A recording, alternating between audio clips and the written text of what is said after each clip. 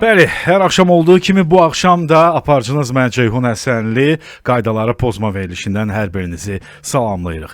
Bakı-Quba magistralında baş verən növbəti ağır yol qəzası bir daha göstərdi ki, magistral yollarda piyadaların təhlükəsizlik qaydalarına əməl etməməsi faciəvi nəticələrə səbəb ola bilir. Hadisə magistralın 53-cü kilometrliyində qeydə alındı və ilkin məlumata görə avtomobil yolu nəzərdə tutulmayan hissədən keçmək istəyən piyadanı vurdu. Piyada hadisə yerində həyatını itirdi. Bu cür qəzalar niyə təkrarlanır? Piyadalar niyə həyatlarını riskə ataraq magistral yolu icazəsiz yerdən keçirlər? Sürücülər belə hallarda nə etməlidirlər? Bax, bu mövzunu Baş Dövlət Yol Polisi İdarəsinin rəsmisi polis polkovnik leytenantı Mübariz Ağayev ilə birlikdə müzakirə edəcəyik. Mübariz müəllim, xoş gəlmisiniz verilişimizə. Salam, hər vaxtınız xeyir olsun, dəyərli həmkarım və bizi dinləyən hər bir dinləyiciyə də təbii ki salamımızı göndərirəm. Ənənəvi olaraq yenə də onları bizim üçün yaradılmış şəraitdən istifadə edərək yol hərəkət təhlükəsizliyi ilə bağlı onları narahat edən gündəlik hərəkət prosesində onların üzləşdikləri, gördükləri, ümumiyyətlə onlar üçün əhəmiyyətli olan məsələləri, təhlükəsizliklə bağlı, yol hərəkət təhlükəsizliklə bağlı məsələlərin müzakirəsinə, qayğılarla bağlı öz şikayətlərini bizə bildirməyə dəvət edirəm. Bu arada mən WhatsApp nömrəmizi xatırladım ki, həm fikirlərini yazsınlar, həm suallarını yazsınlar, həm mövzu ilə bağlı təbii ki bizim verilişimizə qoşula bilərlər. 055 455 10 77. Bax, niyə piyadaların vurulması ilə nəticələnən belə qəzalar var? Səbəb nədir? Ümumiyyətlə sürücülər belə hallarda nə etməlidirlər? 055 455 10 77-yə yaza ya da səs göndərə bilərsiniz. Mübariz müəllim, elə istəyirəm ki, birinci bu hadisəni biraz analiz edək və müzakirə edək. Təbii ki, sizin sayənizdə Bakı-Quba yolunda baş verən bax son bu qəza ilkin araşdırmalar ümumiyyətlə nəyi göstərdi? Magistral yollarda piyadaların ən çox yol verdiyi səhvlər, bax bu barədə istərdim danışasınız. Buyurun. Təəssüf ki, biz yenə də belə bizi narahat edən, təbii ki, o görüntüləri izləyən hər bir tamaşaçı, hər bir fərd, yəqin ki, o görüntüləri ürək ağrısı ilə, dərin təəssüf hissi ilə izləyir və eyni zamanda biz də xidmət ərzində bu kimi halları gördükcə, bizi olduqca təsir edir, narahat edir, düşündürür və təbii ki, bu istiqamətdə aparılan qabaqlayıcı tədbirlərin intensivliyinin artırılmasına bizi daha da təşviq edir. Amma hər bir halda o görüntülər özü-özlüyündə artıq bir sıra suallara da cavab verir. Yəni, bəli, dönən ötən gün saat təxminən 14 günün işıqlı bir vaxtında, günün günorta çağı deyək, Bakı-Quba yolunun 53 kilometrliyində baxırsınız ki, yəni mərhum xarici görkəmindən, hərəkətlərinin fiziki davranışından hiss olunur ki, ahıl şəxsdir. Və çox zolaqlı bir hərəkət hissəsində həmin yol özdə yəqin ki, fikir verirsiniz ki, o yol deməli yol ayrıcı ayrılan yol hissəsidir. Çox zolaqlıdır. Respublika əhəmiyyətli magistral yoludur. Və belə bir nəqliyyat vasitələrinin hərəkət intensivliyi açıq-aşkar görsənir. Ona görə belə bir yol şəraitində insanın özünü açıq-aşkar təhlükəyə atması artıq bilirsiniz, insanda təəssüf hissi ilə yanaşı bəzi suallar da doğurur. Çünki insan özü görə-görə özünü ölümə atmaqdır bunun adı. Bunun başqa bir adı yoxdur. Çünki faktiki olaraq yəqin ki, həmin kadrları izləyən bizim dinləyicilərimiz də mənimlə razılaşar. Çünki faktiki olaraq mərhum yolun keçə biləcəyini əvvəlcədən bilir ki, bu yolu keçmək təhlükəlidir. Və bunu bilə-bilə də qaçaraq sürətlə yaxınlaşan nəqliyyat vasitəsinin sürücüsünə ki, etibar edir. O düşünür ki, o avtomobil onu görür və düşünür ki, o avtomobil bunu görürsə, yüksək sürətlə hərəkət edən avtomobili saxlayacaq və ona yol verəcək. Yalnız bunu görünür bu şəkildə. Çünki həmin vaxt mərhum piyadanın yaxınlaşan nəqliyyat vasitəsini görməsinə əngəl olan hər hansı bir maneə yox idi. Yox idi, əlbəttə. Tam görürdü Və yəni. o bir nəqliyyat vasitələrinin də sürətlə düşdüyünü də görürdü. Və yenə təkrar edirəm, bu mənim subyektiv fikrimdir. Mən düşünürəm ki, yalnız bu halda bu cür düşüncəni bu cür analiz etmək mümkündür. Çox düşünür ki, avtomobil artıq birinci hərəkət zolağını keçəcəm, ikinci hərəkət zolağını keçəcəm, üçüncü hərəkət zolağında gələn nəqliyyat vasitəsi məni aydın görür və yəqin ki, hesablayır ki, yəqin o məni görür, sürətini azaldar. Bax, bu düşüncə ilə özünü açıq aydın göstərir ki, avtomobilin deməli yoluna çıxır və sürücü də yüksək sürətlə hərəkət edir. Təbii ki, indi avtomobil yolunda bunu təbii ki, indi müvafiq deməli müayinələr müəyyən edəcək, ekspertizalar müəyyən edəcək ki, həmin avtomobilin sürəti yolda müəyyən olunmuş hərəkət sürətinə uyğun olub, olmayıb. Amma belə də göstərir ki, sürücü də maneəni açıq aydın görə bilirdi. Biz bunu əvvəlki verilişlərimizdə də izah etmişik. Bu məzmunda biz bəzi diskusiyada aparmışıq. Hətta dinləyicilərimizin bu qəbildən olan suallar da vardı ki, yəni əgər piyada sürücünün günahı həmişəmi sürücü günahkardırmı? Bütün hallarda mı sürücü günahkardır? Amma faktiki olaraq baxın, bu vəziyyətdə görünür ki, yəni bax, o sürücü də hər halda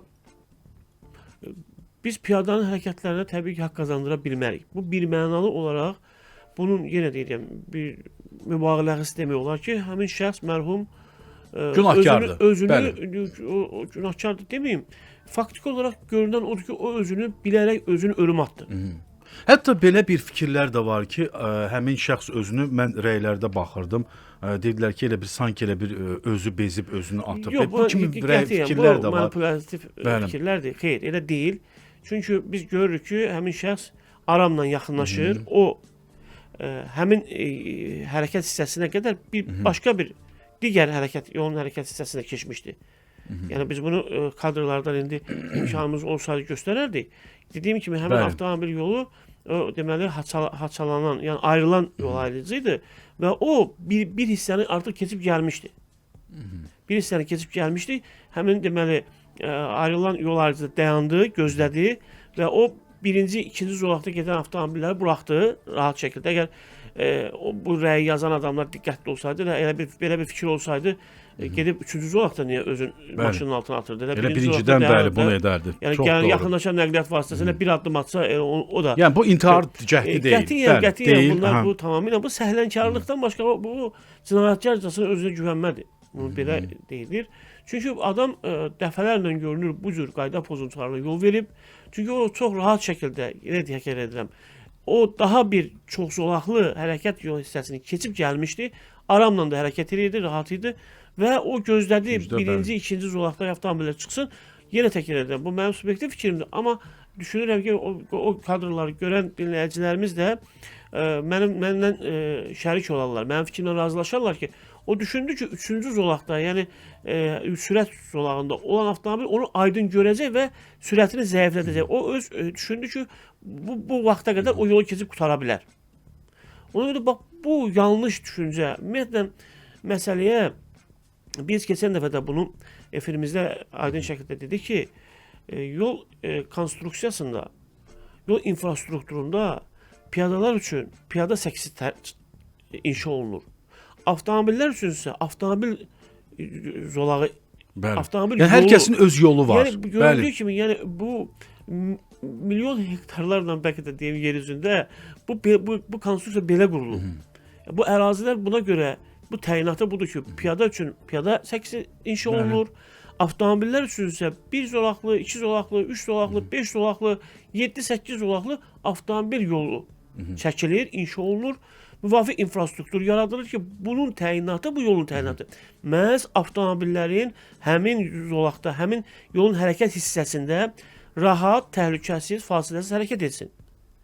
Ancaq şəhərlərdə, yaşayış məntəqələrində, eləcə də digər yaşayış məntəqələrindən keçən avtomagistrallarda piyadaların qarşı hərəkət zolağına keçmək üçün müvafiq infrastruktur yaradılır. Bunun da adı hamımızın çox əzbər bildiyimiz yeraltı, yerüstü, eyni səviyyə piyada keçidləridir. Və sadəcə olaraq piyadalarımızda bax bu anlayışın görməzdən gəlinməyi, biganə yanaşılmağı. Yəni yol varsa, mən elə istənilən yerdən qarşı tərəfə keçə bilərəm. Yoldur da. Nə olacaq ki? Gözləsin də. Bir dəqiqədən bir şey olmaz. Kimdir bir də o pilləkəni qalxıb düşən? Bax bu kimi qorxulu, təhlükəli fikirlərlə böyüyən və sonradan da bunu artıq bu yanlış düşüncəni özünün vərdişlərinə və sonradan xarakterinə çevirən insanlarımız, piyadalarımızın sonunda aqibəti bax Çox təəssüf ki, bax belə olur. Ona görə də bir mənalı bir də təkrar edirik. Hər dəfə də deyəcəyik, yorulmadan da deyəcəyik ki, avtomobil yolu avtomobil üçündür. Bir səkidə bir avtomobil görsək, dərhal ona reaksiya verir. İstər-istəməz, bəli, çox doğru. Çox kəskin reaksiya verərik. Bəzən indi olur, görürsünüz ki, avtomobillər piyada səkilərində parklanma edir.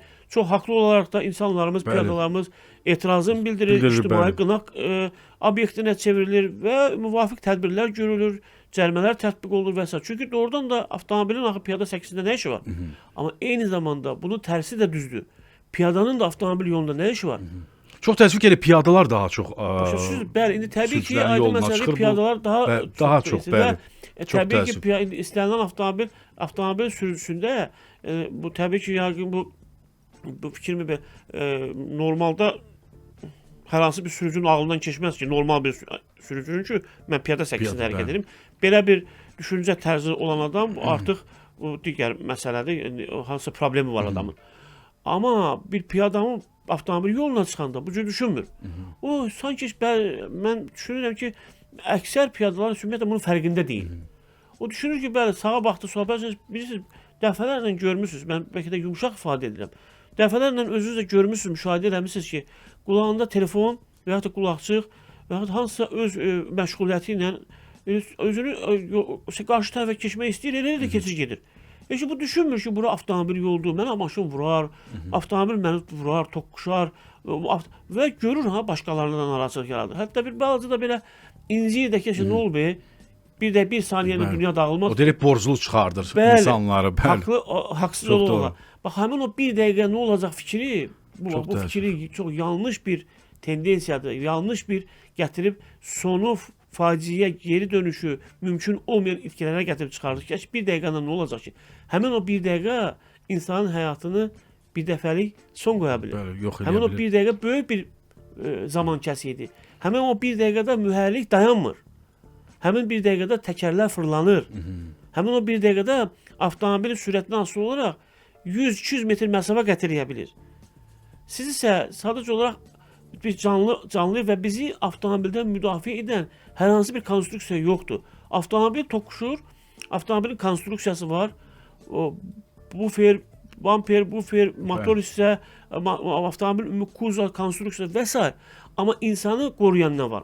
Ən təhlükəli nəqliyyat vasitələrindən biri tutaq ki, motosikletlərdir. Yeri gəlmişkən keçən həftə də ağır hadisələr oldu. Bu barədə biz irəliləyən dəqiqələrdə mütləq danışarıq. Amma yenə də onların da bir qorucu vasitəsi var. Heç olmasa dəbilqə var, dizlik var, qolçaqlar var. Amma piyadanı qoruyan ümumiyyətlə heç bir vasitə yoxdur və ona görə də təsadüfən demir ki, yol hərəkəti iştirakçılarının ən müdafiəsiz iştirakçısı kimi piyada tanınır. Bu anda bir çox gözəl əslində o detalları çox gözəl dizim mübarizə. Mən bu anda belə bir fikir bilməm söyləməyim çox doğru olacaq yoxsa yox. Məncə piyadanı onun düşüncəsi qoruyacaq. Yəni mən düşünməliyəm ki, yəni mən buradan keçsəm, mən ya Allah uzaq eləsə ölə bilərəm, ya şikəst ola bilərəm. Yəni hərəkətin intensiv olan yerindən mən necə keçə bilərəm? Yəni əgər düşüncə dəyişməlidir. Etiraz etməzsiniz, sözünüzə bir balaca redaktör edirəm. Piyadanı onun vərdişləri, təhlükəsizlik vərdişləri qoruyacaq, bəli. Çünki bu proses birdən-birə baş vermir, deməm. O lap erkən yaşlarından bağça formalaşır artıq, bəli, çox doğru. O zaman bunu belə görür, valideynlərindən belə görür, həmkarlarından belə görür, böyüklərdən belə görür və zamanla o belə də formalaşır. Bəli, biz davam edəcəyik. Hörmətli dinləyicilər, magistral yollarda piyada təhlükəsizliyi faciələrin qarşısını necə almaq olar? WhatsApp nömrəmizə siz də fikirlərinizi yazıb ya da səs göndərə bilərsiniz. WhatsApp 055 455 10 77. Bəli, birinci elə son günlərdə baş verən hadisələri biz müzakirə etdik. Bəli, piyada vurulması ilə çox təəssüf ki, nəticələnən və ölümlə nəticələnən bir hadisə baş verdi. Bu əlbəttə ki, hər birimizi sarsıdır, amma bir tərəfdən bu görüntülərin mənlə yəqin ki, Mübariz müəllim də razılaşar, görüntülərin yayılması bir tərəfdən də yaxşıdır. İnsanlar baxır, özləri analiz edirlər. Bəli, çoxları elə piyadanı burada günahlandırdılar ki, piyada tamamilə birinci növbədə, yəni piyadanın orada böyük bir səhvi vardı ki, hərəkətin intensiv olduğu magistral yolda yolu belə şəkildə keçir birinci. Amma təbii ki, sürücünü qınayanlar da az deyildi. Fikirlər, demokratik ölkədəyik, fikirlər yazırlar, rəylər bildirirlər. Bu çox normaldır. Bəli, əlbəttə. Bu çox Buyurun. normaldır. Və biz də ümumiyyətlə preventiv tədbirlər çərçivəsində, yəni qabaqlayıcı tədbirlər çərçivəsində ki, hadisələrin baş verməməsi üçün ki, biz bu addımları atırıq, qabaqlayıcı tədbirlər görürük. Bunların da əsas tərkib hissələrindən biri də kütləvi maarifləndirmədir. Və kütləvi maarifləndirmə məsələsi də bu günləri məhz siz media subyektlərinin köməkliyi ilə həmin bu çağdaş dövrün tələbinə uyğun olaraq bu günləri bilirsiniz ki, insanlar daha çox qısa bugün viral olan videoları daha çox bəyənirlər və tez qısa bir video görüntüyə baxmaqla informasiya əldə etməyə daha çox üstünlük verirlər. Nəinki empirik, elmi və yaxud da hüquqi terminlərlə yüklü bir materialı, hansı ki bu da çox vacibdir. Amma bugünkü günün tələbi budur ki, yəni insanlar bizim verilişimizə ola bilsin ki, baxış sayı ilə, dinləyici sayı ilə həmin o videonun yayılma sürəti müqayisə etmək olmaz. Amma ona görə də insanlar da baxır, bunun özünü biz bilərəkdən və məqsəd yönlü şəkildə ümumi hədəflərimizə xidmət edən prizmadan biz bunu mövqedən bu görüntüləri yayımında maraqlıyıq ki, insanlar özü artıq bilirsiniz, o görüntülərə əgər izləyən kimsə varsa, ona nəsə demək, ona nəyisə izah etməyə artıq ehtiyac yoxdur. Çünki görüntü özü özlüyündə bütünlüklə danışır. Bir də təkrar edirəm, əgər baxmayan varsa, bir də deyirik, çox zolaqlı hərəkət zolağında, ayrıcı yol ayrıcı olan bir yerdə adam yolun hərəkət hissəsinin birinci, ikinci zolağını keçir, gəlir təhlükəsiz azalığında dayanır və yaxınlaşan, oradan gələn nəqliyyat vasitəsini müşahidə edir.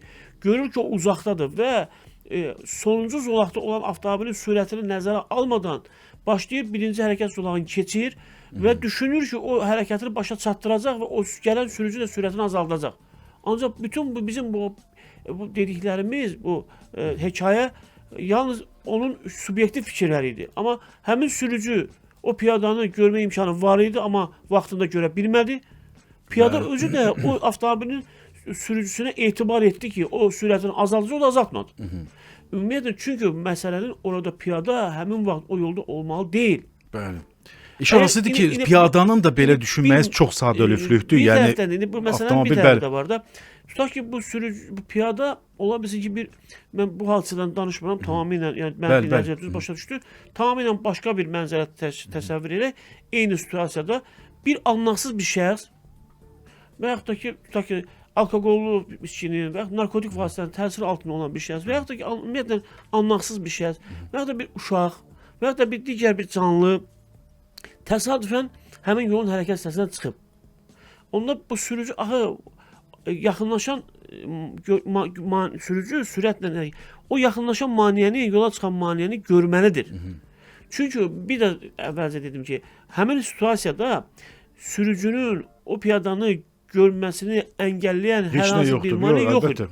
Bu ondan xəbər verir ki, hava işıqlı idi, bəli, gün işıqlı vaxtıdır, yol kifayət qədər genişdir, hər hansı bir maneə yoxdur, hər hansı bir yol deməli, görünüş məsafəsini məhdudlaşdıran bir trayektoriya, dönmə trayektoriyası yoxdur, ağac yoxdur, qaya yoxdur, daş yoxdur, reklam lövhəsi yoxdur və s. Çox aydın düz bir yoldur, amma o sürücü sadəcə fikri yolda olsaydı, bu hadisə baş verməzdi. Bilmirik indi həqiqətən yolda idi, fikri yoxsa bəli. Bir daha vurğuluruq, altını çizirik ki, burada piyada əlbəttə ki, piyada o yolda olmamalıydı. Piyada o yolun başlarında keçməməlidir. Onu elə əvvəl də dediniz. Bu mübaliğəsizdir. Bunu müzakirə etmək, artikulət etmək deyil. Bəli. Çünki piyada qeyd edildiyi kimi orada piyada keçidi yoxdur. yeraltı, yerüstü eyni səviyyədə piyada keçidi yoxdur. Yəni o yol piyadaya aid deyil. O yolda piyada olmamalı. Olmamalıdır. Bu bir məna, bu müzakirə doğru, olunması deyil. Ancaq məsələni yenə təkrar edirəm. Qayıdaq bir də hadisənə bir sürücü tərəfdən baxanda bir də təkrar edirik. Dəyərli sürücülər, sizdən rica edirik, xahiş edirik, amiranə dərəcədə ki, ya belə hadisələrdən nəticə çıxardım. Biz bu görüntüləri ona görə veririk ki, siz əgər doğrudan da bax, gəlin bir dəqiqə əlimizi vicdanımıza qoyaq, düşünək. Həmin vaxt sürücü doğrudan da bir balaca diqqəti yolda olsaydı, o yaxınlaşan maneəni, çünki o həmin mərhum piyada birinci hərəkət zolağını keçirdi, o sürücü də onu görürdü. Yəni görmək imkanı %100 mümkündür. Ondan xəbər verir ki, həmin sürücü həmin vaxt yola diqqəti yolda olmayıb və yaxud da ki, o hərəkət zamanı avtomobili idarə edərkən ətraf mühitdə reaksiyası kifayət qədər olmuyor. Mən ehtiyatla danışıram bunu. Bəli, əlbəttə, mən sizi anlayıram. Cinayət hadisəsidir. Bu İnsan həlak olub. Ona görə bu barədə mən ehtiyatla fikirlərimi ehtiyatla səsləndirirəm. Amma yenə təkrar edirəm, bu mənim subyektiv fikrimdir. Bu sahədə çalışan bir şəxs kimi öz təcrübəmdən istifadə edirəm. Çünki piyada, o sürücü o piyadanı görsəydi, vaxtında görsəydi, heç olmasa bir tormuz əyləci sıxardı. Müəyyən qədər görürsə, orada əyləc də yoxdur. Necə, hansı sürətlə gəlirsə, piyada da özünü sanki eyni sürətlə qaçdı o maşının qarşısına, o sürücü də heç bir əyləc demə, bu tam toqquşma anına qədər, vurulma anına qədər o sürücü o piyadanı görmürdü. Bu görüntülərdən də açıq aydın görülür və təsadüf də deyil ki, biz bayaq da qeyd elədik ki, bu piyadalar yol hərəkəti iştirakçılarının ən müdafiəsiz iştirakçısıdır. Səsli mesajımız var, Cəlal bəy göndərib, amma Mübariz müəllimin mən bayaq fikrini yarımçıq qoydum. Mübariz müəllim, buyurun, yenə söz sizdədir. Təşəkkür edirəm, anlaşılsın. Mən bayaq da bu sözü dedim, amma fikrimi əsaslandırmaq üçün göstəriciləri səsləndirmək istəyirdim. Yəni qeyd etdim ki, piyadalar yol hərəkətinin ən təhlükəsiz iştirakçısıdır və bugün göstəricilərdə də bu çox aydın şəkildə özünü büruzə verir. Yəni cari ilin 6 ay ərzində piyada vurma hadisələrinin sayı ötən illə müqayisədə azalıb. Amma bütünlükdə piyada vurma hadisəsi bütün yol nəqliyyat hadisələrinin 43,9%-ni təşkil edir. Təsəvvür edirsiniz? Az rəqəm deyil, bəli. Bu təsəvvür edin ki, və bu hadisələrdə 234 yol nəqliyyat hadisəsi baş verir. Nəticədə 129 nəfər. Başqa sözlə desək, ümumi yol nəqliyyat hadisəsində həlak olanların 45,3%-i məhz həlak olur. Bu ondan xəbər verir ki, bir daha piyada ilə bağlı yol nəqliyyat hadisələrinin mütləq əksəriyyəti ölümlə nəticələnir. Çünki avtomobil insanı vurur. Yəni mühərriklə hərəkət edən bir konstruksiya, dəmir konstruksiya, o heç bir müdafiə elementi olmayan, heç bir onu qoruyan, heç bir mühafizə sistemi olmayan bildiyimiz orqanizmlə, bioloji orqanizmlə toqquşur və hadisələr intensiv yolda baş verir. Hərəkətin sürətli olduğu, bəli. Bir daha tək edir. Piyadalar bunu bir mənalı olaraq bu məsələni biz belə deyək, sonuna çatmalıyıq. Piyadalar bir mənalı olaraq bunu qəbul etməlidirlər. Özlərinin həyat ritminə çevirməlidirlər. Özlərinin xarakterinə çevrilməlidirlər ki, biz avtomobil yoluna qədəmimizi, ayağımızı avtomobil yoluna qoyduqsa başa düşməliyik ki, daha doğrusu bunu hər kəs başa düşür. Bunu başa düşməyən bir adam, anlaqlı adam bunu, hər kəs bunu çox gözəl anlayır. Sadəcə bunun fərqinə varmaq lazımdır ki, bayaq dediyimiz məsələ, çox gözəl dediniz ki, düşüncəsi xilas edir. Bəli, düşüncədir məncə də. Mən əlavə etdim ki, gəlin onun xarakteri idarə edəcək. Təhlükəsizliklə bağlı formalaşdırılmış xarakteri. Bunda nədir özünə etibar edir? Ayağımızı biz avtomobil yoluna qoyan kimi dərhal siqnal almalı, dərhal alarma gəlir. Mən başqasının ərazisindəyəm. Mən avtomobilin ərazisindəyəm. Mənim üçün ayrılmayan yerdəyəm. Mənim üçün ayrılmış bir yerdən, səkidən düşmüşəm avtomobil yoluna. Deməli, ən mümkün halda, ən qısa vaxtda, ən təhlükəsiz vəziyyətdə bu hissəni keçib getməliyəm. Bunun üçün mənim üçün ayrılmış yerlərdən istifadə etməliyəm. Bax, bu düşüncə ilə yalnız xilas ola bilər. Bəli. Sürücü tərəfə də yenə yönələcəyik, amma səsli mesajlarla davam edək. Cəlal bəyin mesajını, səsini dinləyək. Buyursun. Salam əleykum. Əleykum salam, buyurun. Mən sizdən bir şey maraqlanmaq istəyirəm. Mənim ayın 9-u günü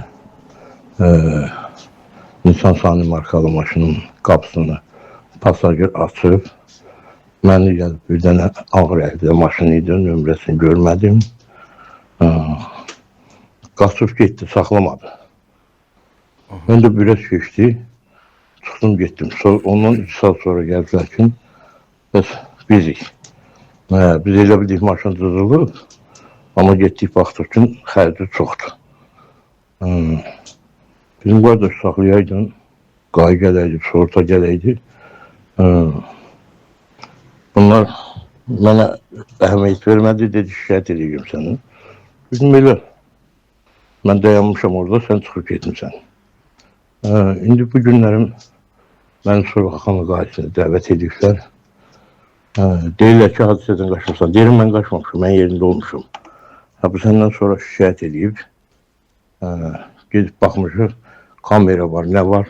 Kameranı da mənə göstərən yoxdur. Mənə bir dənə köməklik göstərəsiniz. Buyurun. Mən təşəkkür edirəm dinləyicilere amma qeyd etmək istəyirəm ki, dinləyicimizin suallarında kontekstdən çıxarışlar var. Yəni, nə demək istəyirəm? Çünki çox güman ki, orada həmin sürücü daima durmanın qadağan olduğu yerdə və yaxud da ki, sərnişin düşürmə qaydalarını pozub. Çünki avtomobildən düşən sərnişin görünür, qapı açılankən digər nəqliyyat vasitəsinə dəyib. Yəni, bu birinci məqam. İkinci bir məqam, əgər doğrudan da belə deyək, biz tərəf olaraq buna vicdanlı tərəf deyirlər hüquqda, belə bir biz doğrudan da qanunun tərəfindəyiksə və mütləq o qaçıb ki, həmin hadisə yeni tərk edən nəqliyyat vasitəsi ilə bağlı, ümumiyyətlə baş vermiş hadisə ilə bağlı dərhal biz polisə məlumat verməliydik, dövlət yol polisə məlumat verməliydik və yaxud da 102-yə məlumat verməliydik ki, belə bir hadisə oldu. Bu da yanaşmanın obyektivliyidir. İndi qarşı tərəf sonradan gedib, hər iki tərəf görəndə ki, məsələ biraz artıq maddiyyata bağlanır, xərci xəsarəti çoxdur. Ondan sonra daldan atıran daş deyir, topuğa deyər, təzdən qayıdıb gəliblər ki, biz şikayət edirik, kim tez şikayət elədi, nə deyil. Burada yenə deyirəm, məsələni mən istəmirəm verilişimizi buna həsr edək.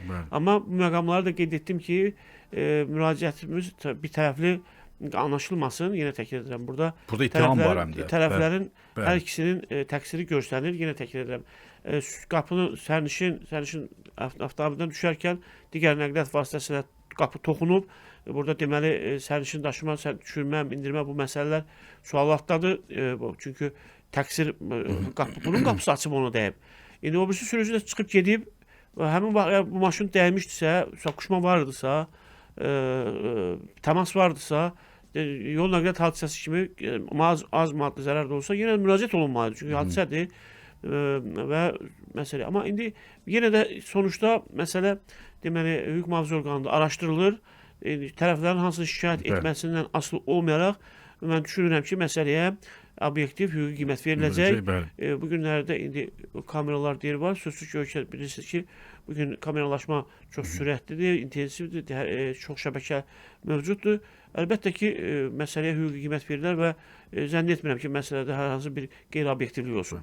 Nazilə xanım səs göndərib, buyursun. Axşamınız xeyir.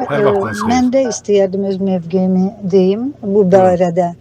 Birincisi, o piyada videoda yaxşı, açıq, aydın görsənir.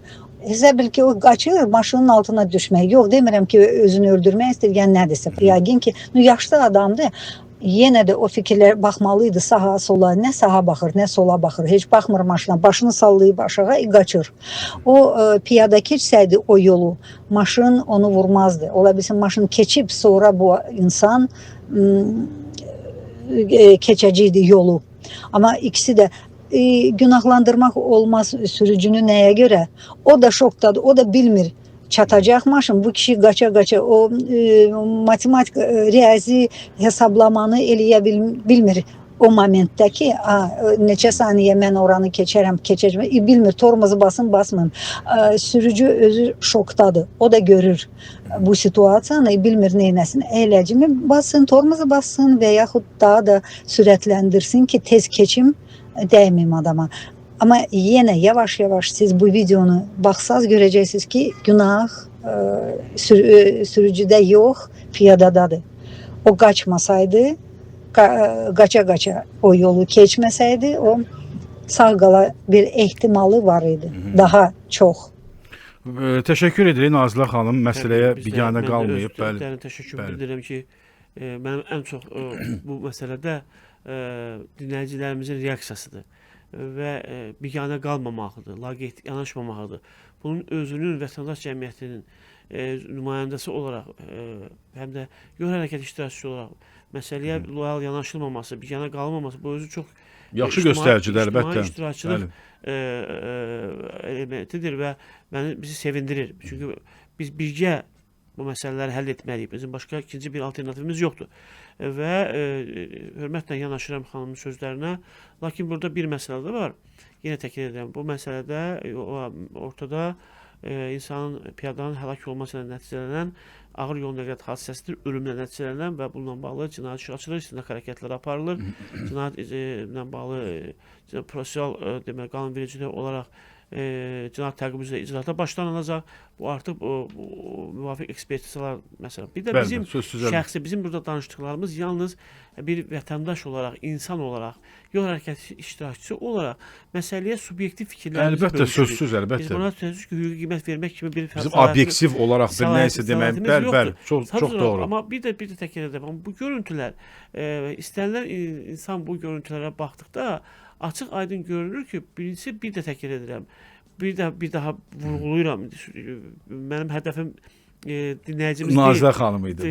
Qətiyyən Nazilə xanım. Mən ona sadəcə təşəkkür edirəm. Sadəcə öz fikrimi bildirirəm ki, birinci növbədə o piyada orada olmamalı idi. Bu bir mənadır. Bu mübahisə müzakirə oluna bilməz. Çünki orada hər hansı bir piyada keçidi yoxdur. Yaşayış məntəqəsi deyil.